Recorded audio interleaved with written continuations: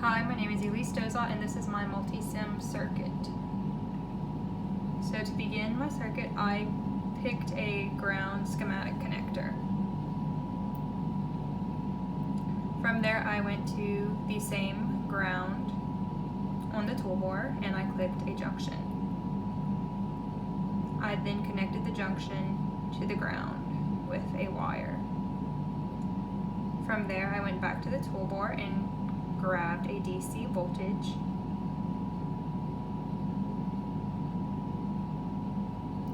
and I also grabbed a resistor.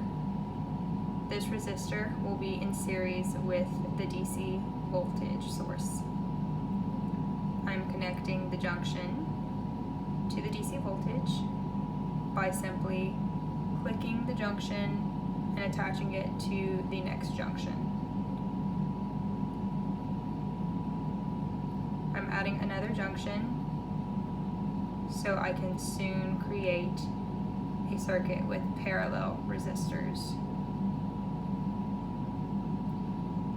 So when you click on the junctions, the wire pops up so you don't have to do any further grabbing of a wire on the toolbar.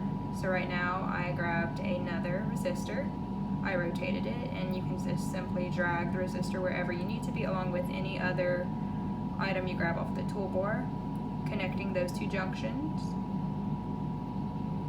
I'm adding another resistor. Resistor 2 and resistor 3 will be in parallel with one another.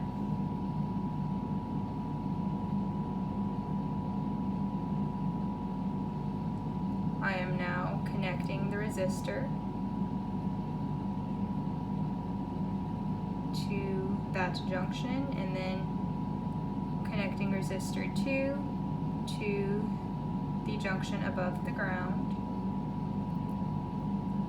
and resistor 3 to close the circuit.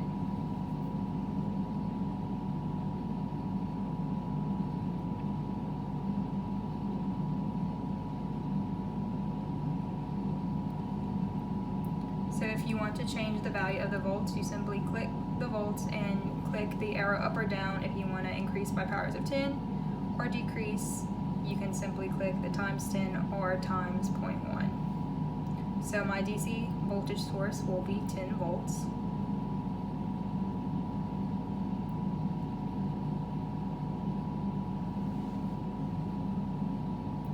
And if you need to decrease, like the DC voltage source, you can click times 10 or times 0.1. I created my resistor 1 to be 14 ohms.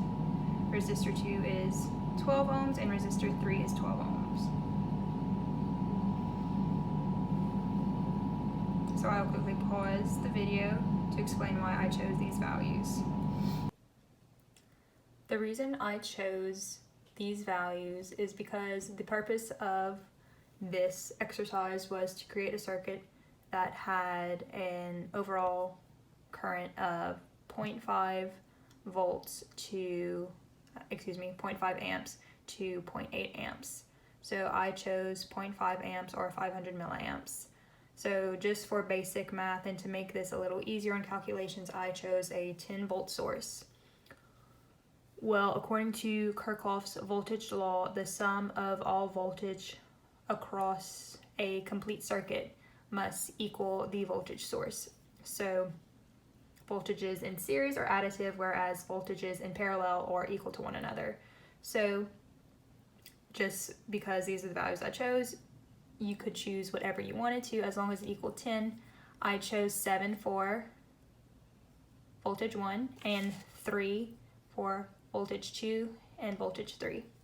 So since I knew that I had 7 volts for this resistor, I wanted 500 milliamps going into this resistor. So according to Ohm's law, which is voltage equals current times resistance, in order to get the correct value of my resistance, to have 500 milliamps or 0.5 amps going into this resistor, V equals IR, so V, which is 7 volts, divided by 0.5 amps, gave me 14 ohms. So I then came to the split which creates 2 parallel resistors. And again, just to make it simple, I wanted to make these values equal to one another. That way the current would split equally.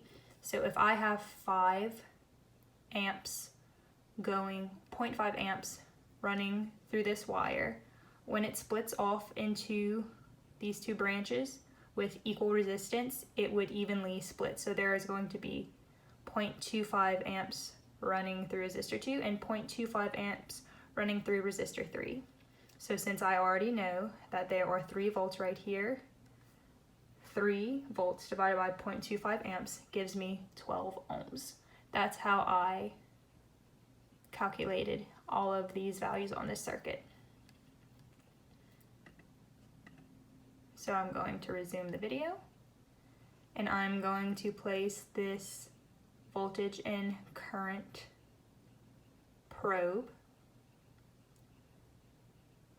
It's going to measure the voltage and current before the split and at the split. So the overall current right here, and then the current when it splits off equally right here. So this graph will show you a representation of how the current and the voltage runs. So I just zoomed out, zoomed in a little bit, dragged it over a little bit just so it could get into the correct window, and then I clicked play. And as you can see on the right, there's a graph with time. So on the left is voltage, and on the right is current. So you can see the dotted green line represents this probe, shows 500 milliamps, and it shows 10 volts, whereas this shows 0.25 milliamps and 3 volts.